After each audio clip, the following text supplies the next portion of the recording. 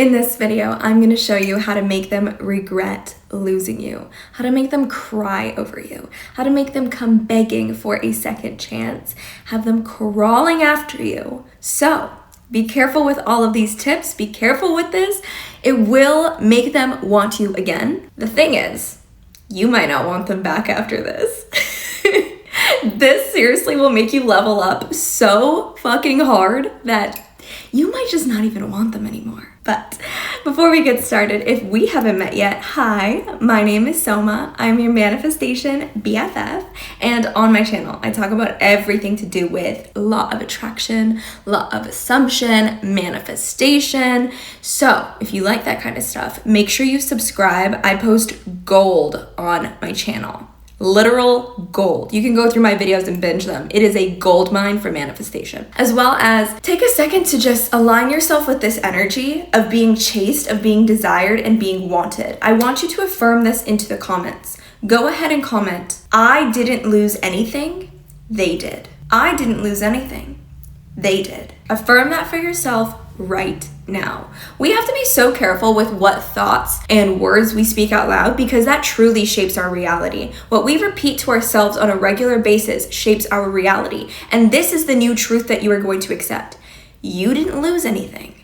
They did. They are the ones who lost out on you. You need to completely reframe this for yourself. And let's be honest, if that person was going to leave you, they weren't meant for you anyway. They weren't good enough for you anyway. This person couldn't appreciate what was in front of them. You probably could have put a pile of gold in front of them and they still would have been looking around like, oh, I don't know, maybe there's something different or better. It's because they don't know what they want. They don't know. They have absolutely no clue when it comes to value, when it comes to what's good for them even. And so you can't make someone understand value. What you can do is show them what they lost. So that's step number one. Understanding that you didn't lose anything. They did. And by them leaving didn't take anything away from you. It actually gave you the opportunity to see what else is out there. You're gonna find something better. You're gonna find something better. You're definitely going to. And I think it's important for you to know what's out there because then you're gonna understand your true value in society. You're gonna understand your true value when it comes to dating, especially.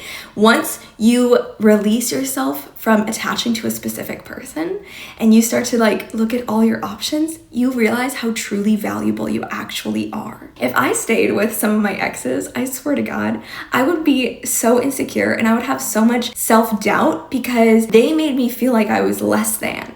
And it wasn't until ending those relationships and going out into the world and dating other people, I was like, wait a minute. I was way too good for them that they felt the need to keep me down because I made them insecure about themselves.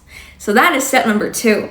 Realizing that the way that they treat you is actually a direct representation of how they feel about themselves. That's what's crazy. If they're keeping you down or they ignore you or they brush you off, it's because that's how they feel that people treat them. That's how they view their own self-worth. The way that they treat other people, especially you, is how they are okay with other people treating them. That is the real scary part.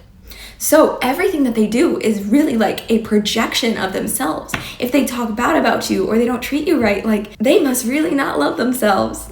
That's what a lot of my exes used to do to me was they would try to keep me down or they would not celebrate my accomplishments or they wouldn't be supportive because truly they were just so insecure being with someone who was successful and confident and pretty. Especially if you're pretty, they might try to really keep you down because they have jealousy issues. Step number three is that you never beg or you never chase. You cannot chase something that you want to chase you. It doesn't work like that.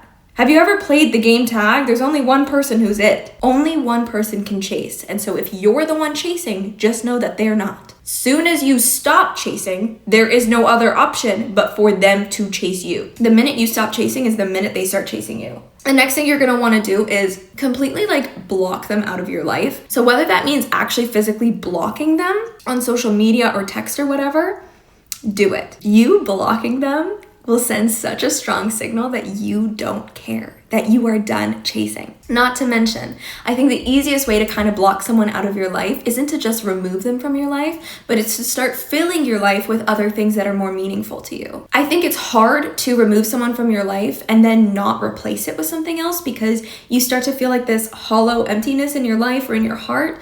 So I think the easiest way to kind of remove someone and decentralize them from your life is by starting to bring new things into your life. Taking up a new hobby.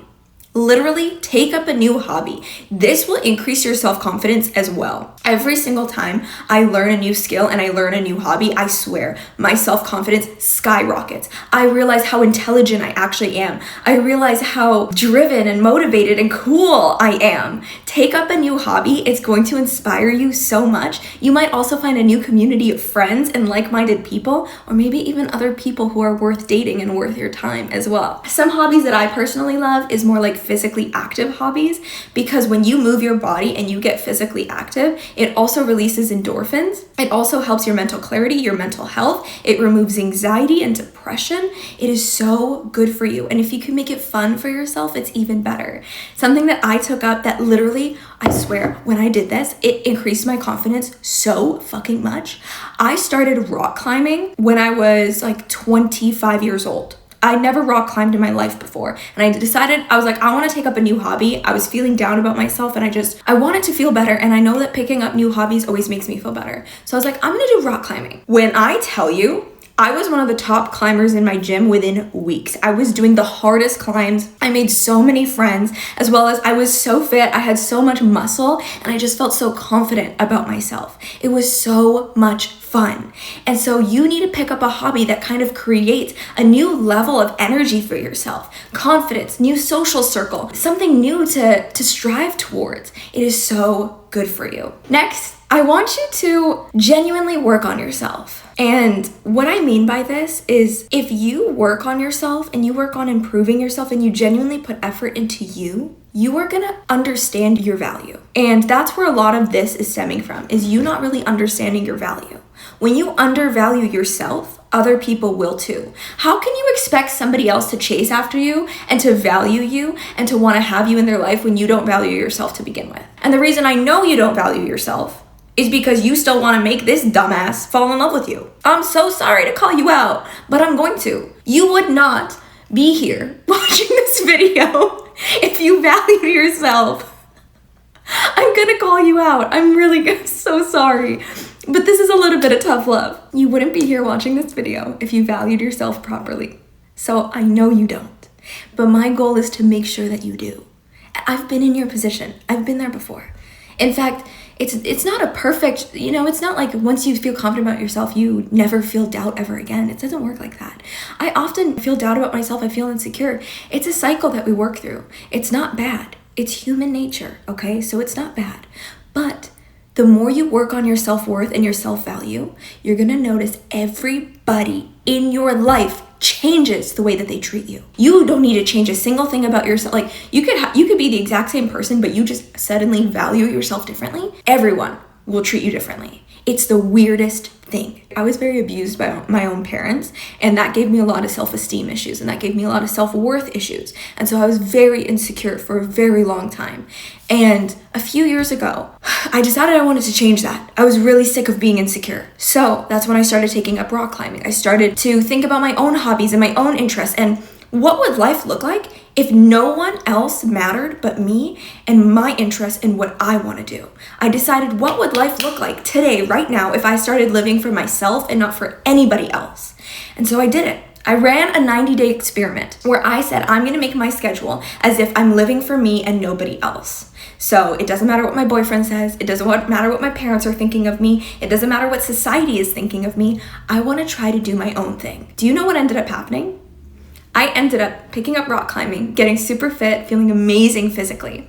I ended up starting brand new social media accounts to talk about spirituality and manifestation, brand new accounts. I didn't tell anybody about these accounts. I didn't want anyone's opinion. I didn't want any other bullshit to distract me because I knew I wanted to work on myself. So I said, working on myself means prioritizing myself. Prioritizing myself means I don't want any bullshit. So I didn't tell anyone what I was doing. I made these new accounts, and the rest is history. Now I have over almost 7 million followers across all platforms. I am a self-made multimillionaire. I have my own business. I'm thriving. And now nobody can ever tell me what to do because I believe in myself so much. I trust my own advice and my own opinions so much that no one can ever tell me what to do.